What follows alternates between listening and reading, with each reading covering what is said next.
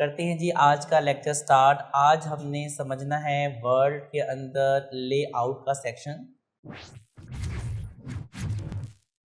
हमारे पास है यहाँ पेज सेटअप जिसमें मार्जिन था, यस हम पढ़ चुके हैं। ओरिएंटेशन भी हम पढ़ चुके हैं। साइज का सेक्शन भी हम पढ़ चुके हैं।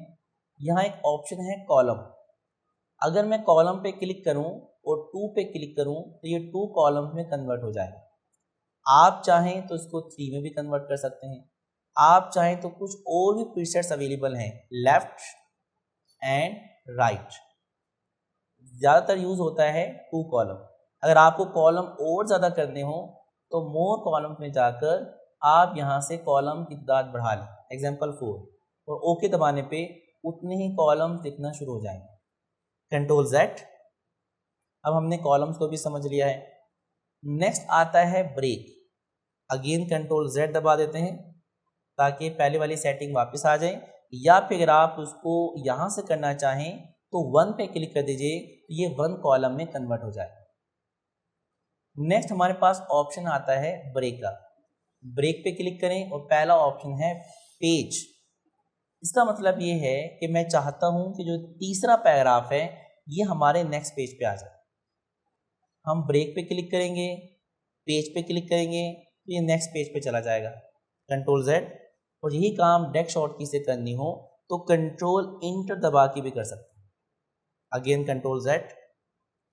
इसके जो बाकी ऑप्शंस हैं वो अभी इम्पोर्टेंट नहीं है, और कुछ ऐसे ऑप्शंस हैं जिनको हम एडवांस ऑप्शंस में पढ़ेंगे।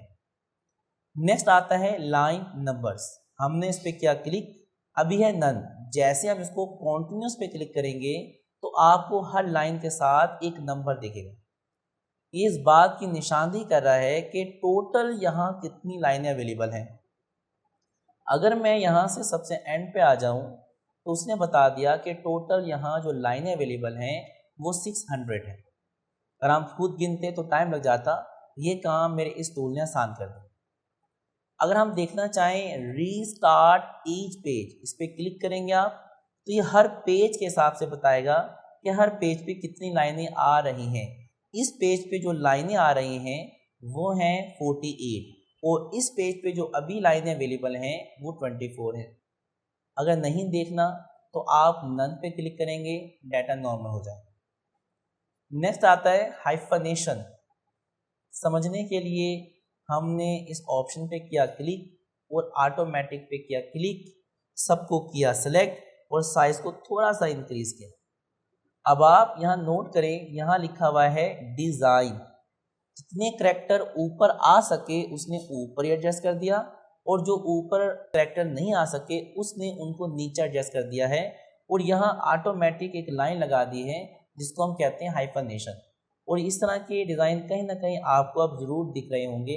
इनका मकसद ये होता है कि वर्ड्स के दरमियान जो स्पेसिंग है उनको बराबर रखा जाए। अगर हम इसको करते हैं नन तो ये देखें इनके दरमियान जो स्पेस थी वो इसकी निस्बत ज़्यादा आ चुकी है, क्योंकि डिज़ाइन पूरा का पूरा नीचे आ गया। जो 2 कैरेक्टर्स की जगह ऊपर बनती थी वो भी नीचे आ गई हैं, तो उसने इसको जस्टिफाई कर दिया और दरमियान में स्पेस बढ़ा दी। अगर आप चाहते हैं दरमियान की स्पेसिंग बराबर रहे तो देन हाइफनेशन को यूज़ कर लें ऑटोमेटिक। अगर आपको लगता है नहीं कोई इशू नहीं है, हमें स्पेसिंग ज़्यादा हो भी जाए तो कोई प्रॉब्लम नहीं है, तो आप इसको नन ही रखें। नेक्स्ट आता है पैराग्राफ। अगर मैं कुछ एरिया सेलेक्ट कर लूँ और मैं इंटेंट के लेफ्ट में आ जाऊँ और कुछ पॉइंट्स को बढ़ाऊँ तो नोट कीजिएगा हमारा डाटा लेफ्ट टू राइट की तरफ मूव होना शुरू हो जाएगा। अगर आप चाहते हैं कि मुझे राइट साइड से भी यही काम करना है तो टैब का बटन दबाएं, यही सेम काम आप राइट साइड से भी कर सकते हैं। टैब का बटन।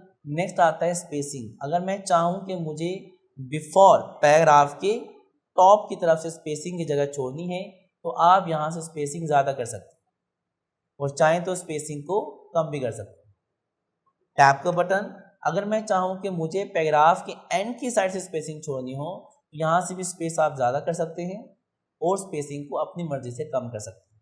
ये मैंने अभी एक पैराग्राफ पे करके दिखाया था। आप चाहें तो एट ए टाइम ज़्यादा पैराग्राफ के ऊपर भी ये काम कर सकते हैं। मैंने एरिया सेलेक्ट किया और अब की बार देखें ये आपको उन्हीं पैराग्राफ पे अप्लाई करके दे रहा होगा कितने पैराग्राफ मैंने सेलेक्ट किए थे। नेक्स्ट हमारे पास आता है अरेंज। ये वही फंक्शन है जो आपने मुझसे पिक्चर्स के अंदर समझ लिया था। जिसने पिक्चर के अंदर अरेंज का ऑप्शन नहीं देखा तो जाके वीडियोस वो देख ले, ताकि आपको ये सेक्शन समझना आसान हो जाए। उम्मीद है अब आपको लेआउट सेक्शन की कंप्लीट समझ आ चुकी होगी।